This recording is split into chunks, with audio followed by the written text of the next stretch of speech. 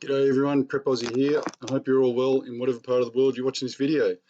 Today is Sunday, the 13th of September, 2020, and the time here is 09:25 Australian Eastern Standard Time.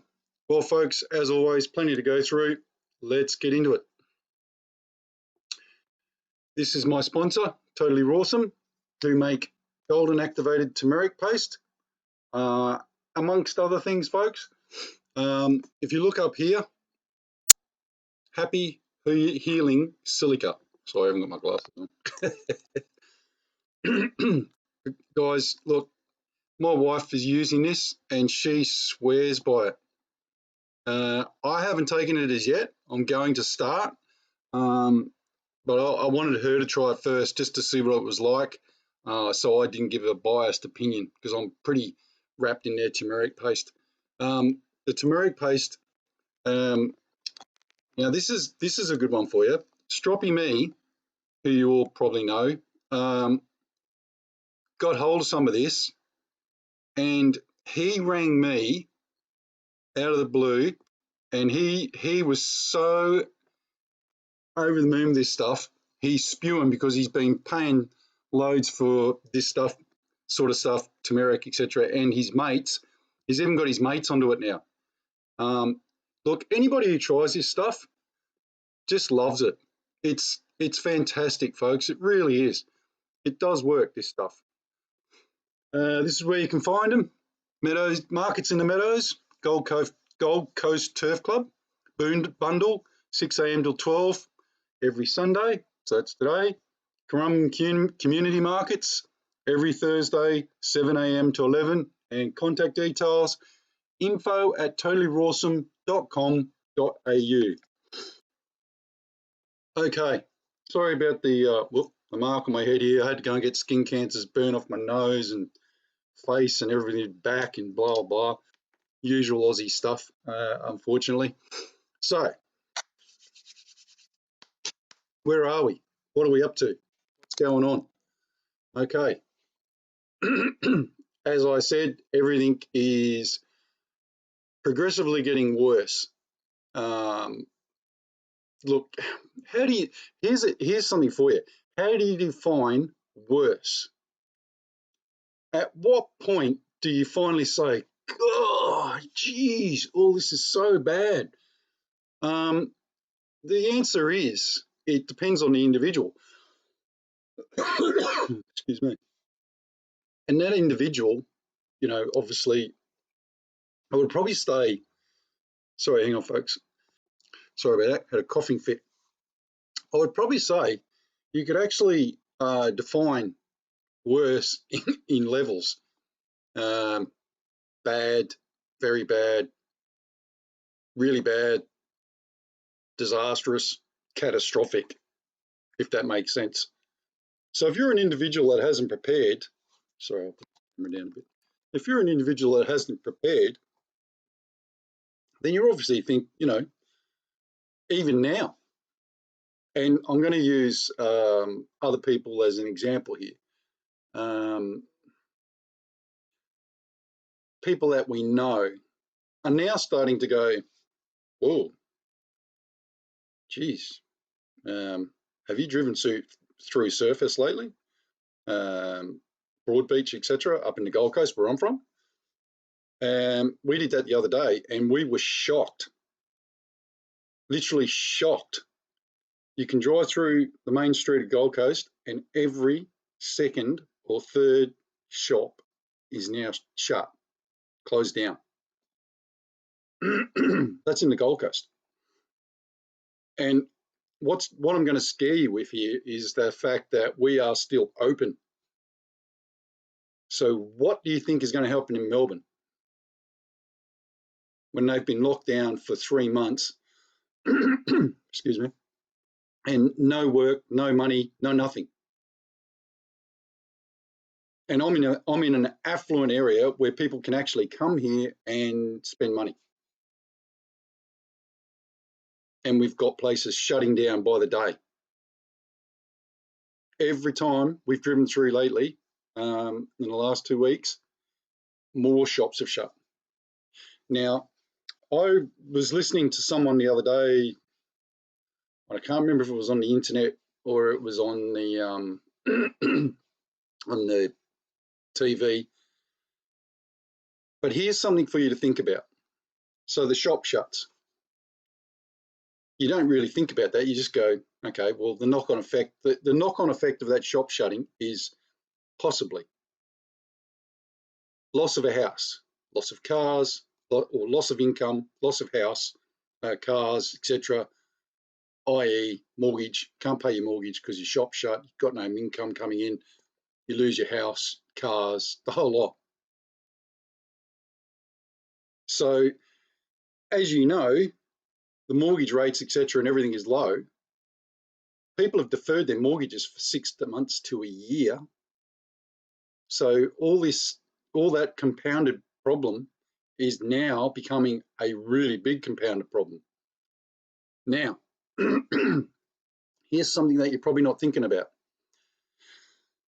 What about the person who owns a shop,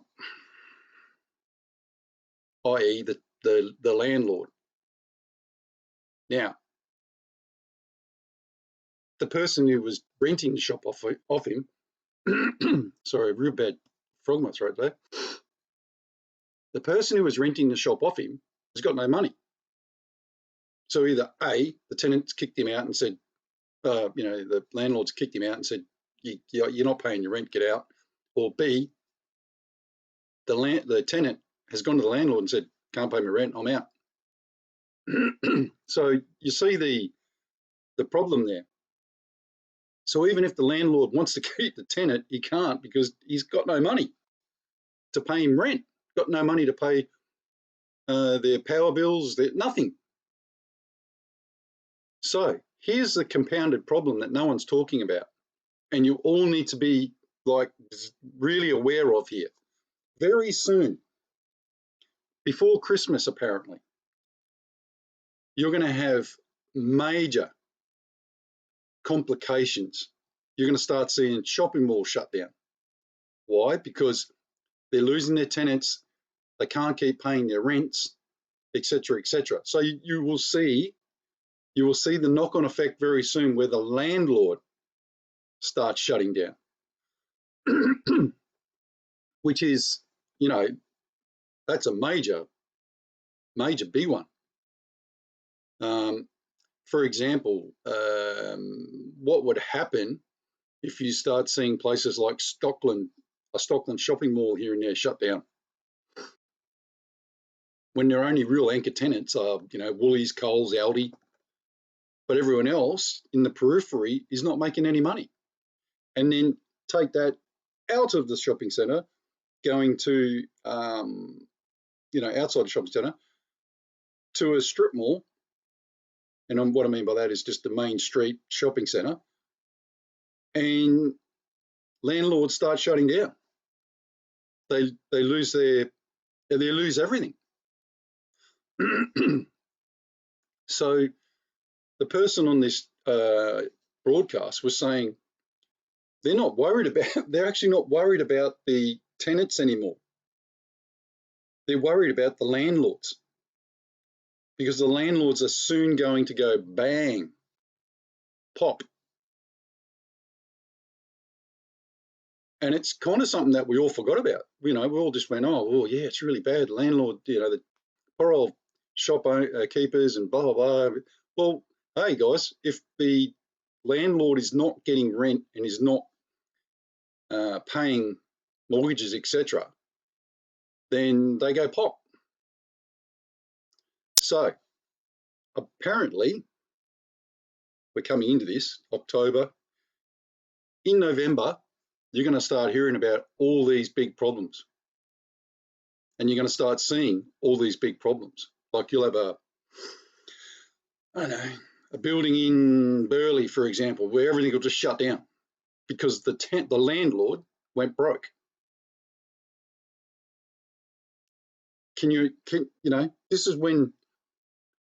That's when things are going to start getting worse. They're going to go from worse, going to drop down to about disaster area. Now, remember, And everybody keeps forgetting this. We are now at a worse economic place than we were in the middle of the Great Depression, not at the beginning, in the middle where it was really bad, like shit. People, you know, walking out of the cities and going and grow stuff in the forest and hunt and make, live off the land. We're worse than that now. Right now, while you're sitting on your chair, using your credit card to order online, etc., etc. We are now, the world, not just us in Australia, the world is now in a worse economic climate than we were in the middle of the Great Depression. And we've only just started. And to top that off, we now have, to get out of it, we now have the lowest interest rates in the world, everywhere. We also have now the world's biggest debt ever. Can't sell stocks, can't sell bonds. There's literally no way to make money for anybody unless you buy gold and silver, which is starting to take off. Folks, all those times, my wife and I were talking yesterday. I said, do you believe this stuff? Do you actually believe it? And she said something very, very prophetic, I thought. She said, do you know what? You've been scaring us with this stuff for like the last 7 years. And I went, I suppose, but, that was my calling type of thing, blah, blah, blah. And she said, we've got food that you've had now since last, say 2015, 2016. When did we come over here? 2017. Yeah, so since 2016, we've still got rice, etc., that I've stored since then. And we're kind of now having to use because it's getting too old, etc. And she said, you've been saying this stuff now for years. And she says, I kind of, yeah, whatever. She says, when you first started saying it, I was scared. She said, now when you're saying it, I'm not scared because, yeah, she says, I listen, but she says, I'm not that scared anymore. So I went through a few things with her and she said, okay, well, why is no one doing anything about this?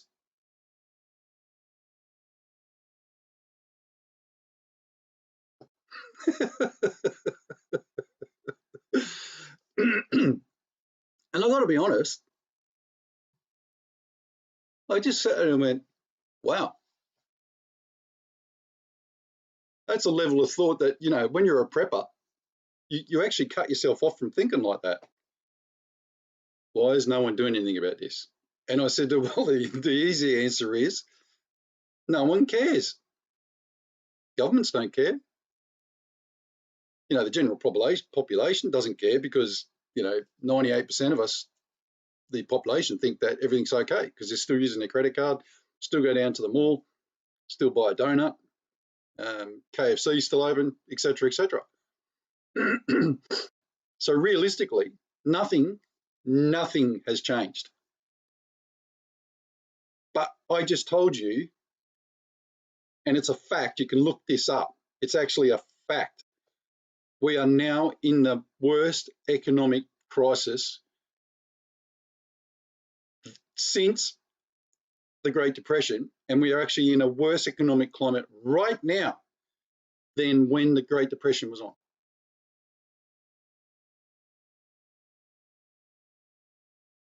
And my wife said that. So you kind of, as a prepper, you kind of get into this thinking mode where you actually go past everybody else and you forget to look back. That's a pretty good way to say it, isn't it? We're on the fast train going somewhere. Sorry, my light just blew out. We're on the fast train going somewhere and everybody else is actually still sitting at the station that we just went through.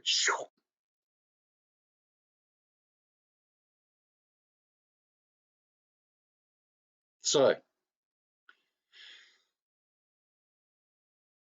I'm going to show you something from the ABC. Yeah, I know, the ABC, blah, blah, blah. Hang on. before I show you, I'm going to say to you that, you know, the ABC is in Australia is a real lefty tree hugging, you know, they're just, but even at the ABC, something has clicked over lately. But if you read the titles, they don't portray the enormity of what they're actually reporting. I'll say that again. If you read the ABC News, which is it's our Australian version of, say, PBS in America, etc. It's a government-run lefty. It's not lefty by the governments; it's lefty by design, right? So they write these articles, and a year ago, even a bit more, they were so left it was incredible. Now they're starting to turn around a bit.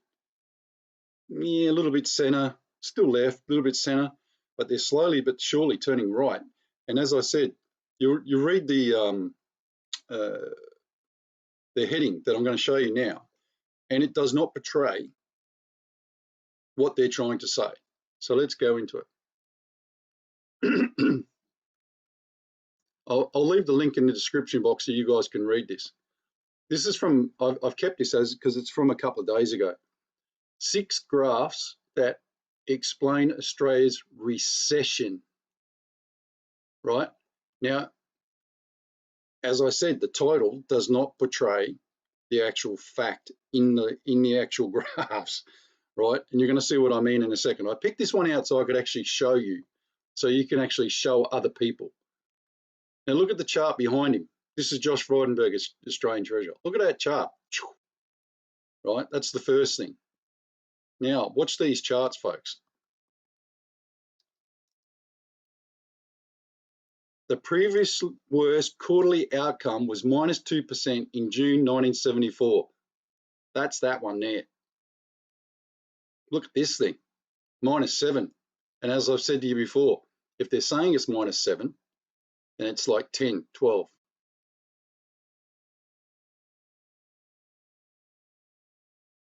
Look at this, contribution of government benefits to household income growth.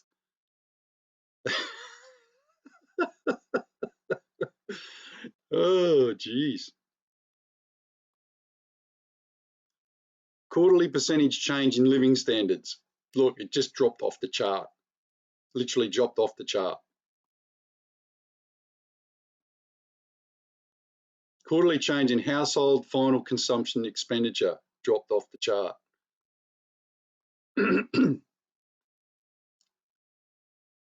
This was goods and services. Look, they're just dropping off the chart, folks.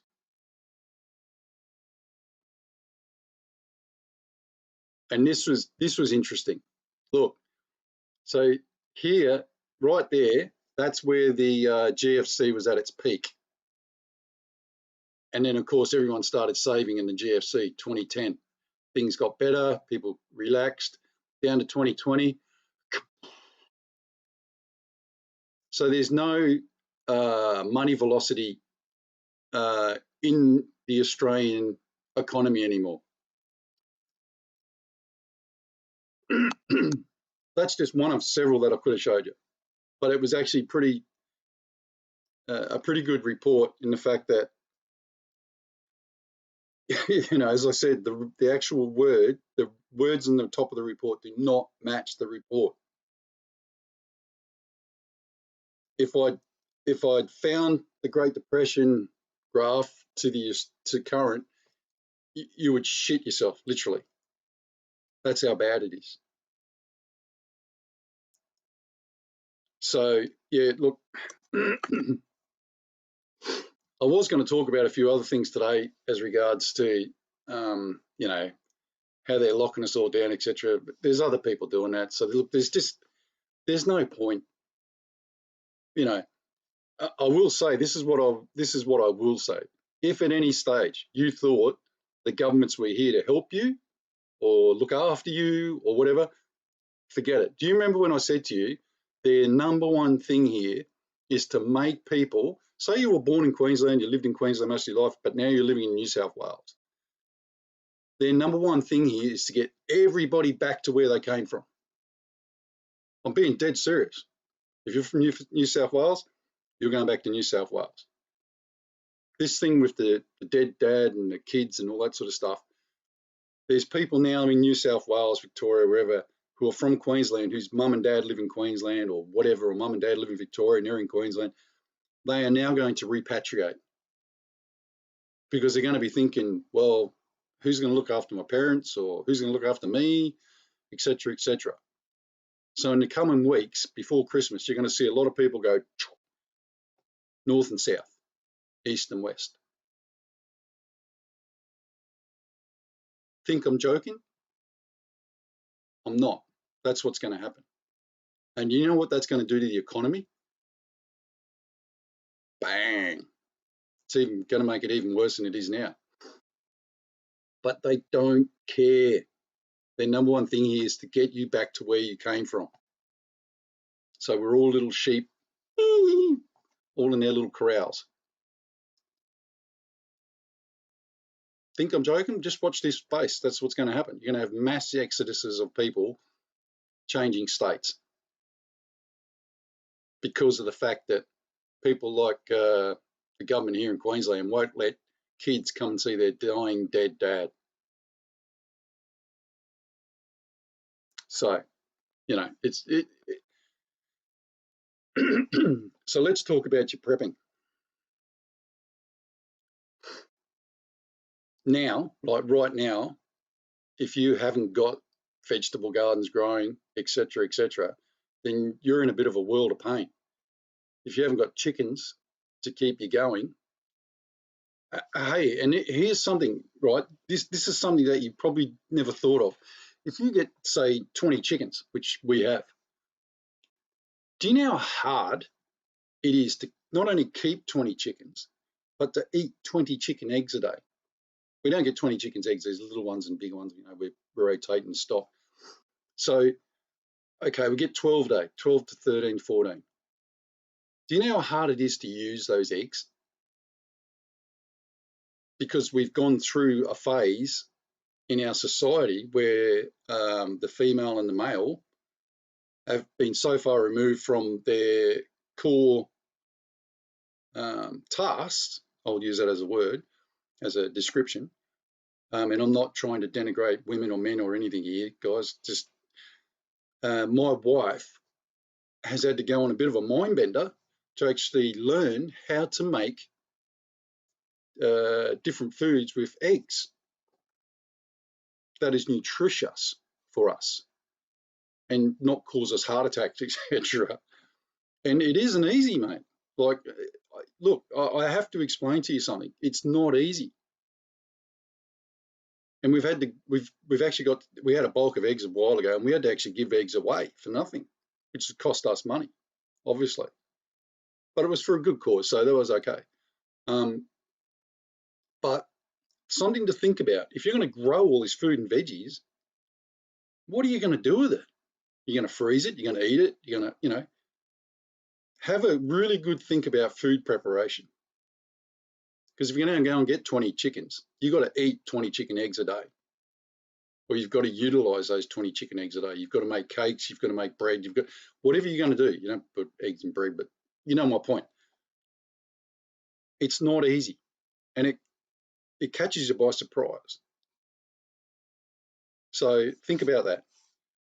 You can go and grow an acre of vegetables, but you're not going to eat. No way. No, you're not going to eat an acre of vegetables in, you know, rapid succession during summer. So just think about these things, guys. You know, these are the things that you have to think about. You know, I know it sounds crazy that I didn't think about it, but we just never thought about it. Oh yeah, we'll have 12 chicken eggs a day. Great. Try eating 12 chicken eggs a day. You know, if I eat a couple every day, except for 1 day, 2 days of the week, I don't eat any eggs at all. So I do eat eggs, but not every day. So that's a couple of days during the week that I don't eat eggs, and there's a couple of days during the week where the kids don't eat eggs. My wife, no, she doesn't eat eggs much at all, but she makes a great quiche now. Whoa. So look, that's my point.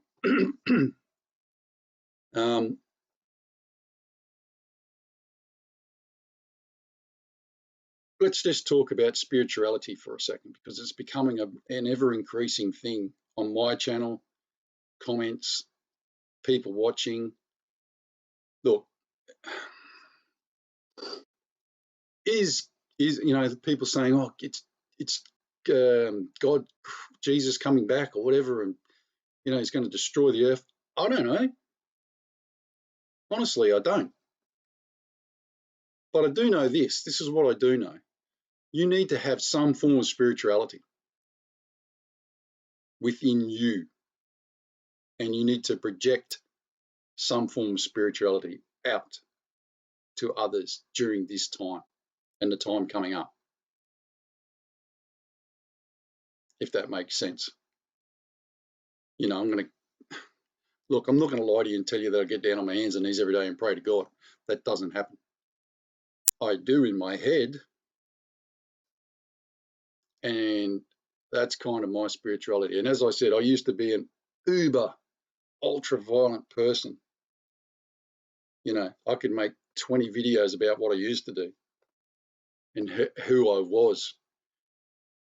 But this much I do know. I can easily click over to that person again if I have to, if I was in threat or danger. So but I don't want to unless I have to. So I guess, as you get older, you become a bit more placid, etc. And I guess a bit of spirituality comes into play as well. So my point being, you have to have some form of spirituality. And here's one other thing the final thing I want to say today. Go out and make sure, excuse me, that you have some fun at the moment. It's really critical that you go and do something that's fun, whether it's spending money, and I don't mean shopping. I mean going out to dinner, take your missus out somewhere nice, or let her take you out somewhere nice. Spend some quality time, because as long as my ass is pointing to the ground, we're coming up to some hard times where those times are going to matter when you can actually remember them. So think about that. You need to start having some fun and just eat whatever you want. Just eat shit food if you want every now and again. Ice cream and cakes or what, because I'm telling you folks, that shit ain't going to be around for long and you ain't going to get to enjoy it in the future. And I don't mean like becoming an absolute binge thing on it. Just indulge yourself every now and again. My wife was having a go at me for buying Milo the other day. I haven't bought Milo for ages. She's like, oh, it's no good for you now. And I said, I don't care, because I want to eat it now, because I know in the future it won't be there. That's my point. And in the future, when things are bad, I can remember back to the good times and go, that was great. I want that again. Hope that makes sense. Let's do the prayers. And as always, verse of the day is always right on the mark. And here we go. Rejoice in the Lord always. Again, I will say, rejoice. And as always, folks, we'll finish with the Lord's Prayer. The Lord's Prayer. Our Father, which art in heaven, hallowed be thy name. Thy kingdom come, thy will be done in earth as it is in heaven. Give us this day our daily bread, and forgive us our debts as we forgive our debtors.